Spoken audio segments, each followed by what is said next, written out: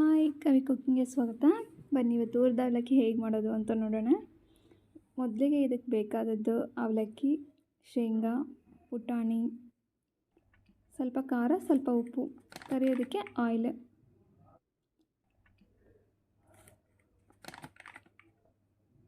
ಇಲ್ಲಿ video skip ಆಗಿದೆ ನೋಡಿರಿ.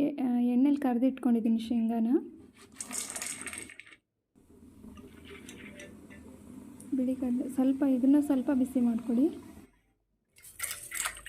ಆಮೇಲೆ ಅದೇ ಎಣ್ಣೆಯಲ್ಲೇ ಅವಲಕ್ಕಿನ ಹಾಕ್ಬಿಟ್ಟು ಕರಿತಾ ಇರಿ.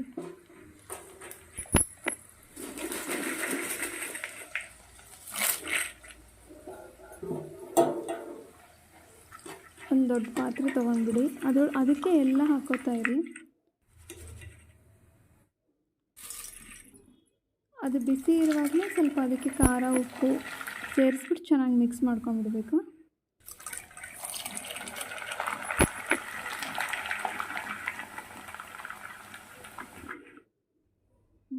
ನೋಡಿರಿ, ಇಲ್ಲಿ ಎಲ್ಲ ಹುರಿದ್ಬಿಟ್ಟು ಮಿಕ್ಸ್ ಮಾಡ್ಕೊಂಡಿದ್ದೀನಿ.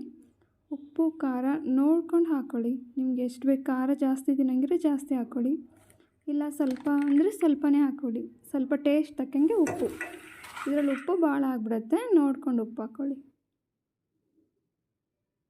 ಹುರಿದ ಅವಲಕ್ಕಿ ರೆಡಿ. ಲೈಕ್ ಮಾಡಿರಿ, ಶೇರ್ ಮಾಡಿರಿ, ಸಬ್ಸ್ಕ್ರೈಬ್ ಮಾಡಿರಿ. ನೀವು ಮಾಡಿ ಹೇಗೆ ಬಂತು ಅಂತ ಕಾಮೆಂಟ್ಸ್ ಮಾಡಿ. ಬಾಯ್.